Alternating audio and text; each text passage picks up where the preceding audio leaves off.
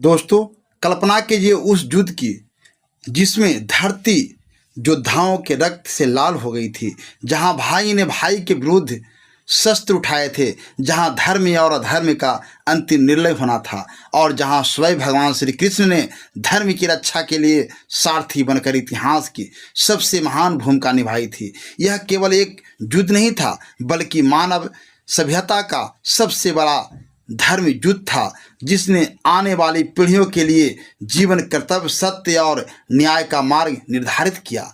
महाभारत का युद्ध केवल 18 दिनों तक चला, लेकिन इन 18 दिनों में जो कुछ हुआ उसने इतिहास की दिशा ही बदल दी। हर दिन किसी महान योद्धा का अंत हुआ, हर दिन नई रणनीतियाँ बनी, हर दिन पराक्रम और बलिदान के नए अध्याय लिखे गए। इस युद्ध में भीष्म, द्रोण, कर्ण, अभिमन्यु, घटोत्कच और दुर्योधन जैसे महान योद्धाओं ने अपने अद्भुत शौर्य का परिचय दिया। वहीं भगवान श्री कृष्ण ने समय समय पर धर्म की रक्षा के लिए ऐसे निर्णय लिए जिनकी चर्चा आज भी पूरे संसार में होती है। यदि आप महाभारत युद्ध के 18 दिनों का पूरा कर्मवार और विस्तार से जानना चाहते हैं तो इस वीडियो को अंत तक अवश्य सुनिए, क्योंकि आज हम आपको बताएं कि युद्ध के हर दिन क्या हुआ, किस पक्ष को कितनी हानि हुई और किस प्रकार अंत में धर्म की विजय हुई। महाभारत इतिहास में अब तक का सबसे बड़ा युद्ध माना जाता है, जिसमें असंख्य लोगों को अपने प्राणों की बलि देनी पड़ी थी।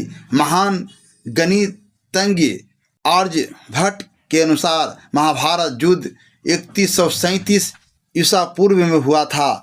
18 दिनों तक चले इस युद्ध में प्रत्येक दिन अलग अलग प्रकार की घटनाएं हुई। अनेक महान योद्धा मृत्यु को प्राप्त हुए और योगेश्वर भगवान श्री कृष्ण ने हर प्रकार से धर्म की रक्षा की।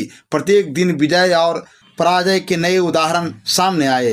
युद्ध आरंभ होने से पहले भीष्म पितामह के सुझाव पर कौरवों और पांडवों दोनों पक्षों की सहमति से युद्ध की कुछ नियम बनाए गए, जो इस प्रकार थे। प्रतिदिन युद्ध सूर्योदय से सूर्यास्त तक ही होगा। समान श्रेणी के योद्धा ही आपस में युद्ध करेंगे, जैसे रथी से गज पर सवार से, अश्वरोही से तथा पैदल सैनिक से युद्ध करेंगे। यदि कोई योद्धा भयभीत होकर शरण में आ जाए तो उस पर अस्त्र शस्त्र से प्रहार नहीं किया जाएगा। युद्ध में सेवक की भूमिका निभाने वाले व्यक्तियों पर किसी भी प्रकार का आक्रमण नहीं किया जाएगा। निहत्थे योद्धा पर शस्त्र नहीं उठाया जाएगा। एक वीर के साथ एक समय में एक ही वीर युद्ध करेगा।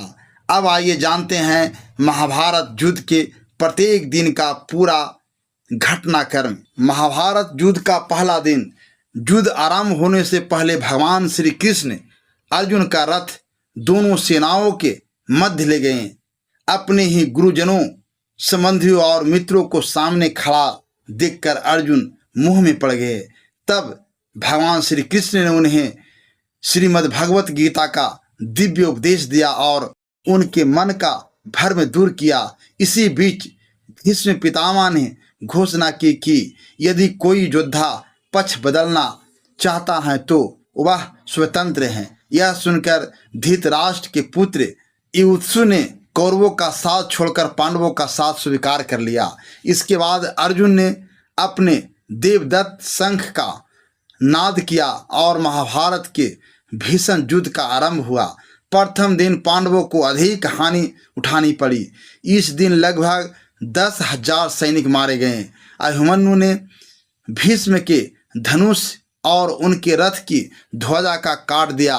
भीम ने दुर्योधन पर भीषण आक्रमण किया। शल्य और भीष्म ने कर्मश विराट नरेश के दोनों पुत्र उत्तर और श्वेत का वध कर दिया। पहले दिन ही की स्थिति देखकर कौरव को विश्वास होने लगा कि विजय उनकी ही होगी। महाभारत युद्ध का दूसरे दिन गुरु द्रोणाचार्य और धृष्टद्युम्न के बीच भीषण युद्ध हुआ। दूसरी ओर अर्जुन और भीष्म भी आमने सामने थे। सात्विकी ने भीष्म के सारथी को घायल कर दिया। द्रोणाचार्य ने कई बार सात्विकी को धनुष काटा और उन्हें पराजित किया। भीष्म ने अर्जुन और श्री कृष्ण दोनों को अपने बाणों से घायल कर दिया। उधर भीम का युद्ध निषादों और कलिंग सेना से हुआ। भीम ने हजारों सैनिकों का संहार कर दिया। कलिंग राज केतुमान, भानुमान तथा अनेक कलिंग वीर युद्ध भूमि में मारे गए। अर्जुन ने भीष्म को पांडव सेना का नरसंहार करने से रोके रखा। इस प्रकार दूसरा दिन पांडवों के पक्ष में रहा और कौरवों को भारी क्षति उठानी पड़ी। महाभारत युद्ध का तीसरे दिन दोनों पक्षों ने गरुण व्यूह की रचना की। पांडवों की ओर से भीम और अर्जुन सेना की रक्षा कर रहे थे, जबकि कौरवों की ओर से दुर्योधन अग्रिम मोर्चे पर था। भीम ने घटोत्कच के साथ मिलकर कौरव सेना में भारी तबाही मचा दी और अनेक सैनिकों को युद्ध भूमि से भागने पर विवश कर दिया। यह देखकर भीष्म पितामह ने भयंकर संहार आरंभ कर दिया। तब भगवान श्री कृष्ण ने अर्जुन से भीष्म का वध करने के लिए कहा, लेकिन अर्जुन अपने पितामह पर प्रहार करने का साहस नहीं जुटा सके। यह देखकर भगवान श्री कृष्ण स्वयं रथ से उतरकर भीष्म की ओर बढ़े। तब अर्जुन ने उन्हें रोकते हुए वचन दिया कि अब वे पूरी शक्ति और साहस के साथ युद्ध करेंगे। इसके बाद अर्जुन ने कौरव सेना का भीषण संहार किया। उन्होंने प्राचय सौवीर और अनेक योद्धाओं का वध किया। भीम ने भी सैकड़ों सैनिकों को मार गिराया। इस दिन भी कौरवों को अधिक हानि हुई। महाभारत युद्ध का चौथे दिन कौरवों ने अर्जुन पर बाणों की वर्षा कर दी, परंतु अर्जुन ने उन सभी योद्धाओं को परास्त कर दिया। भीम ने कौरव सेना में ऐसा आतंक फैला दिया कि दुर्योधन ने उन्हें रोकने के लिए अपनी विशाल गज सेना भेजी, लेकिन भीम ने घटोत्कच की सहायता से पूरी गज सेना का संहार कर दिया। भीम ने दुर्योधन के कई भाइयों का भी वध किया। इस दिन अर्जुन और भीम दोनों ने मिलकर भीष्म पितामह को खुली चुनौती दी। युद्ध अत्यंत भीषण रहा और दोनों पक्षों के असंख्य सैनिक मारे गए। महाभारत युद्ध का पांचवें दिन भीष्म पितामह ने पांडव सेना में भारी हाहाकार मचा दिया। उनके बाणों से असंख्य सैनिक मृत्यु को प्राप्त हुए। भीष्म को रोकने के लिए अर्जुन और भीम दोनों ने उनका सामना किया। दूसरी ओर सात्यकी ने द्रोणाचार्य को लंबे समय तक युद्ध में उलझाए रखा, किंतु अंततः भीष्म ने सात्यकी को युद्ध भूमि से पीछे हटने पर विवश कर दिया। इस दिन सात्यकी के 10 पुत्र वीरगति को प्राप्त हुए। दोनों पक्षों को भारी क्षति हुई, किंतु पांडवों की हानि अपेक्षाकृत अधिक रही। महाभारत युद्ध का छठे दिन दोनों पक्षों ने नए व्यूहों की रचना की। पांडवों ने मकर व्यूह बनाया, जबकि कौरवों ने कौंच व्यूह की रचना की। दोनों सेनाओं के बीच भीषण युद्ध हुआ। दुर्योधन अपनी सेना की लगातार हो रही हानि देखकर बार बार क्रोधित होता रहा, लेकिन भीष्म उसे धैर्य रखने के लिए समझाते रहे। दिन के अंत में भीष्म पितामह ने पांचाल सेना का भयंकर संहार किया और पांडव पक्ष को भारी क्षति पहुंचाई। महाभारत युद्ध का 7वें दिन फिर से दोनों पक्षों ने भिन्न भिन्न व्यूह में अपनी सेनाओं को सजाया। पांडवों ने वज्र व्यूह और कौरवों ने मंडल व्यूह की रचना की। मंडल व्यूह में हाथियों की रक्षा रथ कर रहे थे, रथों की रक्षा अश्वरोही कर रहे थे, अश्वरोही की रक्षा धनुधर कर रहे थे और धनुधरों की रक्षा पैदल सैनिक कर रहे थे। इसी पूरी सेना के मध्य में दुर्योधन सुरक्षित खड़ा था। इतनी सुदृढ़ व्यवस्था के बावजूद अर्जुन ने कौरव सेना में भारी हाहाकार मचा दिया। धृष्टद्युम्न ने दुर्योधन को पराजित किया। अर्जुन की दूसरी पत्नी उलूपी के पुत्र इरावन ने बिंद और अनुबिंद को परास्त किया। नकुल और सहदेव ने शल्य को युद्ध भूमि से पीछे हटने पर विवश कर दिया। दूसरी ओर भगदत्त ने घटोत्कच को युद्ध भूमि से पीछे ढकेल दिया और भीष्म ने पांडव सेना का भयंकर संहार किया। इस दिन विराट के पुत्र शंख वीरगति को प्राप्त हुआ। दोनों पक्षों को क्षति हुई, किंतु पांडवों की हानि अधिक रही। महाभारत युद्ध का 8वें दिन पांडवों ने 3 शिखरों वाले व्यूह की रचना की और कौरव ने कच्छप व्यूह बनाया। इस दिन भीम ने दुर्योधन के 8 भाइयों का वध कर दिया। दूसरी ओर अर्जुन के पुत्र इरावन का वध राक्षस अलम्बुस ने कर दिया। घटोत्कच ने दुर्योधन पर शक्ति का प्रयोग किया, किंतु प्रहार के समय बगनरेश बीच में आ गए और स्वयं उस शक्ति को अपने ऊपर लेकर दुर्योधन के प्राण बचा लिए। इस प्रकार बगनरेश वीरगति को प्राप्त हुए। घटोत्कच के पराक्रम से दुर्योधन भयभीत हो गया। इसके बाद भीष्म की अनुमति लेकर भगदत्त ने घटोत्कच को पराजित किया और भीम सहित अनेक पांडव योद्धाओं को पीछे हटने पर विवश कर दिया। दिन के अंत तक भीम ने दुर्योधन के 9 और भाइयों का वध कर दिया। इस प्रकार केवल एक ही दिन में धृतराष्ट्र के 17 पुत्र मारे गए। इस दिन दोनों पक्षों को क्षति पहुंची, किंतु कौरवों की हानि अधिक हुई। महाभारत युद्ध का 9वां दिन 90वें दिन युद्ध अत्यंत घमासान हुआ। दुर्योधन ने भीष्म से कहा कि यदि कर्ण युद्ध में होता तो परिणाम कुछ और होता। तब भीष्म ने दुर्योधन को आश्वासन दिया कि वे पूरी शक्ति से युद्ध करेंगे और पांडवों को भारी क्षति पहुंचाएंगे। इसके बाद भीष्म ने अपने तीक्ष्ण बाणों से अर्जुन और श्री कृष्ण को घायल कर दिया। अर्जुन अभी भी पूरी शक्ति से अपने पितामह पर प्रहार नहीं कर पा रहे थे। यह देखकर भगवान श्री कृष्ण अत्यंत क्रोधित हो गए। उन्होंने अपने प्रतिज्ञा की परवाह किए बिना रथ का पहिया उठा लिया और भीष्म की ओर दौड़ पड़े। भीष्म ने प्रसन्न होकर उनका स्वागत किया, क्योंकि वे भगवान के हाथों मृत्यु को अपना सौभाग्य मानते थे। तभी अर्जुन ने श्री कृष्ण को रोक लिया और पूरी शक्ति से युद्ध करने का वचन दिया। इस दिन भीष्म ने पांडव सेना का भीषण संहार किया और पांडवों को भारी क्षति उठानी पड़ी। महाभारत युद्ध का 10वां दिन भीष्म के लगातार पराक्रम से पांडव सेना भयभीत हो चुकी थी। तब भगवान श्री कृष्ण के कहने पर पांडव स्वयं भीष्म पितामह के पास गए और उनसे उनकी मृत्यु का उपाय पूछा। धर्म की रक्षा के लिए भीष्म ने स्वयं ही अपनी मृत्यु का रहस्य बता दिया। उन्होंने कहा कि वे शिखंडी पर अस्त्र नहीं उठाएंगे, क्योंकि वे उसे स्त्री मानते हैं।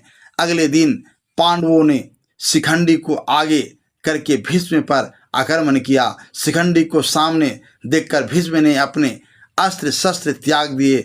तब अर्जुन ने भारी मन से अपने बाणों की वर्षा की और भीष्म का पूरा शरीर बाणों से ढक दिया। भीष्म बाणों की शैया पर गिर पड़े। उन्हें इच्छा मृत्यु का वरदान प्राप्त हुआ, इसलिए उन्होंने उत्तरायण आने तक अपने प्राण नहीं त्यागे। इस दिन कौरव ने अपने सबसे महान सेनापति को खो दिया और उन्हें बहुत बड़ी क्षति पहुंची। महाभारत युद्ध का 11वां दिन भीष्म के बाणों की शैया पर जाने के बाद कर्ण के सुझाव पर गुरु द्रोणाचार्य को कौरव सेना का नया सेनापति बनाया गया। दुर्योधन और शकुनि ने द्रोणाचार्य से कहा कि यदि युधिष्ठिर को जीवित बंदी बना लिया जाए तो युद्ध उसी क्षण समाप्त हो जाएगा। द्रोणाचार्य ने युधिष्ठिर को बंदी बनाने का प्रयास किया, किंतु अर्जुन समय पर पहुंच गए और अपने बाणों की वर्षा से द्रोणाचार्य को रोक दिया। इस दिन कर्ण ने पांडव सेना में भारी संहार किया। अत्यकी और कर्ण, सहदेव और शकुनि तथा अर्जुन और अनेक कौरव योद्धाओं के बीच भीषण युद्ध हुआ। दिन के अंत में पांडवों को अधिक क्षति उठानी पड़ी। महाभारत युद्ध का 12वें दिन कौरव ने नए योजना बनाई। उन्होंने त्रिगर्त देश के राजा सुशर्मा को अर्जुन को युद्ध भूमि से दूर ले जाने का आदेश दिया ताकि उनकी अनुपस्थिति में द्रोणाचार्य युधिष्ठिर को बंदी बना सके। अर्जुन सुशर्मा और त्रिगर्त सेना से युद्ध करने चले गए। इधर द्रोणाचार्य ने युधिष्ठिर को बंदी बनाने का प्रयास किया, किंतु समय रहते अर्जुन वापस आ गए और उन्होंने फिर से अपने बड़े भाई की रक्षा कर ली। इस दिन सात्यकी ने द्रोणाचार्य के रथ का पहिया काट दिया और उनके रथ के घोड़ों को भी मार गिराया। सात्यकी ने कौरव पक्ष के अनेक शक्तिशाली योद्धाओं का वध किया, जिनमें सुदर्शन, जलसंग, मलेश सेना के कई प्रमुख योद्धा तथा अनेक महारथी शामिल थे। दूसरी ओर भूरिश्रवा ने कई बार सात्यकी को पराजित किया, लेकिन हर बार अर्जुन और श्री कृष्ण ने उनकी रक्षा की। दिन के अंत तक दोनों पक्षों ने समान पराक्रम दिखाया और युद्ध लगभग बराबरी पर रहा। महाभारत युद्ध का 13वें दिन दुर्योधन ने त्रिगर्त देश के राजा सुशर्मा को अर्जुन को युद्ध भूमि से दूर ले जाने के लिए भेजा। सुशर्मा अर्जुन को युद्ध से उलझाकर दूर ले गया। इसी बीच गुरु द्रोणाचार्य ने चक्रव्यूह की रचना की। उस समय चक्रव्यूह को वेदने की विद्या केवल अर्जुन और श्री कृष्ण को पूर्ण रूप से ज्ञात थी। अर्जुन युद्ध भूमि से दूर थे, इसलिए पांडवों की ओर से अभिमन्यु ने चक्रव्यूह में प्रवेश करने का निश्चय किया। उसे चक्रव्यूह में प्रवेश करना तो आता था, लेकिन उससे बाहर निकलना नहीं आता था। अभिमन्यु के पीछे पीछे युधिष्ठिर, भीम, नकुल, सहदेव और अन्य पांडव योद्धा भी चक्रव्यूह में प्रवेश करना चाहते थे, किंतु जयद्रथ ने उन्हें द्वार पर ही रोक दिया। इस प्रकार अभिमन्यु अकेले ही चक्रव्यूह के भीतर पहुंच गया। अभिमन्यु ने अकेले ही कौरव सेना में भारी तबाही मचा दी। उसने अनेक महारथियों को पराजित किया। अंततः युद्ध के नियमों का उल्लंघन करते हुए द्रोणाचार्य, कर्ण, कृपाचार्य, अश्वत्थामा, कृतवर्मा, दुर्योधन और दुशासन के पुत्र सहित कई महारथियों ने एक साथ मिलकर अभिमन्यु पर आक्रमण कर दिया। अभिमन्यु का धनुष, रथ और शस्त्र नष्ट कर दिए गए। फिर भी वह गदा और रथ के पहिए से वीरता के साथ युद्ध करता रहा। अभिमन्यु में दुशासन के पुत्र ने गदा प्रहार करके अभिमन्यु का वध कर दिया। जब अर्जुन को अपने पुत्र अभिमन्यु की वीर गति का समाचार मिला, तब वे शोक और क्रोध से भर उठे। उन्होंने प्रतिज्ञा की कि अगले दिन सूर्यास्त से पहले जयद्रथ का वध करेंगे। यदि ऐसा नहीं कर पाए तो अग्नि में प्रवेश कर अपने प्राण त्याग देंगे। इस दिन पांडवों के अभिमन्यु के रूप में बहुत बड़ी क्षति उठानी पड़ी। महाभारत युद्ध का 14वां दिन। अर्जुन की प्रतिज्ञा सुनकर कौरव प्रसन्न हो गए। उन्हें विश्वास था कि जयद्रथ की रक्षा करते हुए वे सूर्यास्त तक अर्जुन को रोक लेंगे। द्रोणाचार्य ने जयद्रथ को सेना के सबसे पीछे सुरक्षित स्थान पर खड़ा कर दिया। युद्ध आरंभ होते ही अर्जुन ने अपने मार्ग में आने वाले प्रत्येक योद्धा को परास्त करना शुरू कर दिया। दूसरी ओर भूरिश्रवा ने सात्यकी को घेर लिया। जब वह सात्यकी का वध करने ही वाला था, तब अर्जुन ने उसका हाथ काट दिया। हाथ में सात्यकी ने भूरिश्रवा का वध कर दिया। उधर द्रोणाचार्य ने विराट और द्रुपद दोनों का वध कर दिया। समय बीतता जा रहा था और सूर्यास्त निकट था। तब भगवान श्री कृष्ण ने अपनी योग माया से सूर्य को बादलों से ढका हुआ प्रतीक कराया। कौरवों को लगा कि सूर्यास्त हो चुका है। जयद्रथ प्रसन्न होकर छिपने के स्थान से बाहर आ गया और अर्जुन का उपहास करने लगा। उसी क्षण भगवान श्री कृष्ण ने अपनी माया हटा दी। सूर्य पुनः दिखाई देने लगा। श्री कृष्ण ने संकेत पर अर्जुन ने दिव्य बाण चलाकर जयद्रथ का सिर धड़ से अलग कर दिया। अपने वरदान के कारण अर्जुन ने ऐसा बाण चलाया कि जयद्रथ का सिर उसके पिता वृद्ध शस्त्र की गोद में जाकर गिरा। जैसे ही उसके पिता उठे, सिर भूमि पर गिरा और वरदान के प्रभाव से उसके भी प्राण निकल गए। इस दिन दोनों पक्षों को लगभग समान क्षति हुई। महाभारत युद्ध का 15वें दिन गुरु द्रोणाचार्य और अश्वत्थामा ने भीषण युद्ध किया। पांडव सेना लगातार कमजोर होती जा रही थी।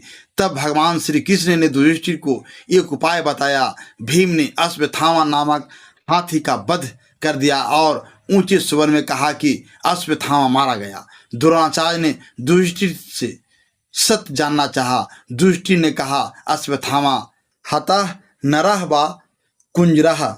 उसी समय श्री कृष्ण ने शंखनाद कर दिया, जिससे द्रोणाचार्य केवल इतना ही सुन सके कि अश्वत्थामा मारा गया।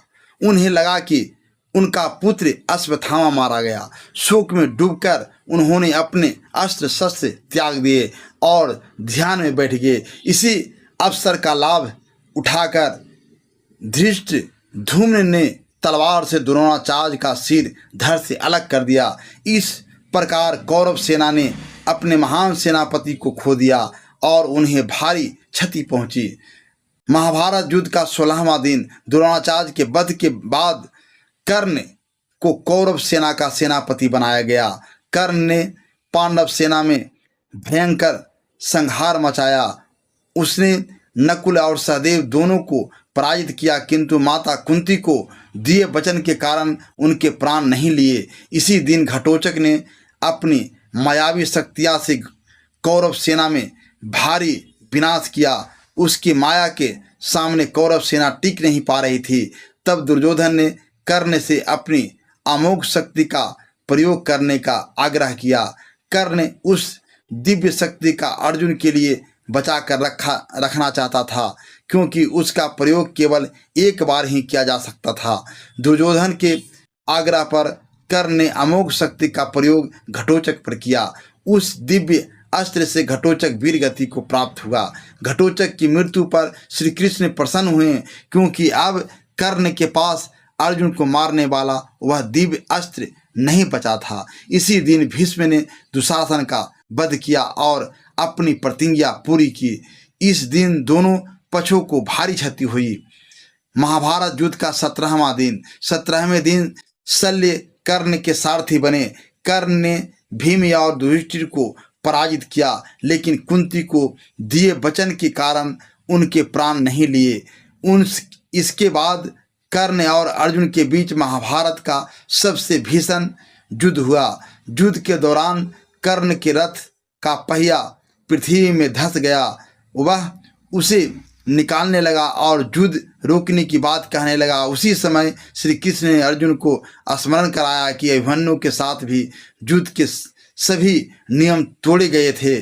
भगवान श्री कृष्ण के आदेश पर अर्जुन ने दिव्य बाण चलाकर कर्ण का वध कर दिया। कर्ण की मृत्यु के साथ ही कौरव सेना का मनोबल पूरी तरह टूट गया। इसके बाद शल्य को सेनापति बनाया गया, किंतु दिन के अंत में युधिष्ठिर ने शल्य का भी वध कर दिया। इस दिन कौरव पक्ष को सबसे अधिक क्षति उठानी पड़ी। महाभारत युद्ध का 18वें और अंतिम दिन कौरव पक्ष में केवल अश्वत्थामा, कृपाचार्य और कृतवर्मा जैसे प्रमुख योद्धा ही शेष बचे थे। सहदेव ने शकुनि का वध कर दिया। भीम ने धृतराष्ट्र के शेष पुत्रों का भी संहार कर दिया। अपनी सेना का विनाश देखकर दुर्योधन एक सरोवर में जाकर छिप गया, लेकिन पांडवों ने उसे खोज निकाला। उसके बाद भीम और दुर्योधन के बीच भीषण गदा युद्ध हुआ।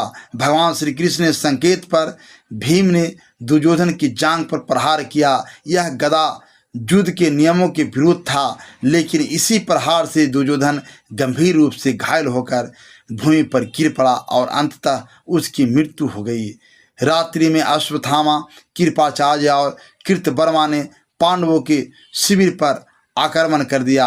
अश्वत्थामा ने सोते हुए द्रौपदी के 5 पुत्रों धृष्टद्युम्न, शिखंडी तथा अनेक पांचाल वीरों का वध कर दिया। बाद में उसने क्रोध में ब्रह्मास्त्र का प्रयोग किया। भगवान श्री कृष्ण ने उसके इस अधर्मपूर्ण कर्म के कारण उसे श्राप दिया कि वह कलयुग के अंत तक पृथ्वी पर भटकता रहेगा। इस प्रकार 18वां दिनों तक चले महाभारत के भीषण युद्ध का अंत हुआ। इस युद्ध में धर्म की विजय और अधर्म की पराजय हुई। पांडव विजयी हुई, लेकिन यह विजय भी उन्हें अपनों के वियोग का गहरा दुख देकर मिली। महाभारत हमें सिखाती है कि अहंकार, अन्याय और अधर्म का अंत निश्चित है, जबकि सत्य, धर्म और न्याय अंततः विजयी होते हैं। दोस्तों, यदि इस कहानी ने आपको महाभारत के इतिहास को एक नए दृष्टिकोण से समझने में मदद की हो और आपने मन में धैर्य, सत्य और न्याय के प्रति सम्मान बढ़ा हो, तो इस वीडियो को एक लाइक अवश्य करें। आपका एक छोटा सा लाइक हमारी मेहनत को सफल बनाता है और इस ज्ञानवर्धक कहानी को अधिक से अधिक लोगों तक पहुंचाने में सहायता करता है। अपने विचार हमें कमेंट में जरूर बताएं कि महाभारत का कौन सा प्रसंग आपको सबसे अधिक प्रेरित करता है। इस वीडियो को अपने परिवार और मित्रों के साथ भी साझा करें ताकि वे भी इस अद्भुत इतिहास के प्रेरणा ले सके। ऐसी ही रोचक, प्रेरणादायक और ज्ञानवर्धक पौराणिक कहानियाँ सुनने के लिए एसपी हिंदी कहानी चैनल को अभी सब्सक्राइब करें और बेल आइकन को भी दबा दें ताकि हमारी हर नई वीडियो सबसे पहले आप तक पहुँचे। धन्यवाद। जय श्री कृष्ण। नमस्कार।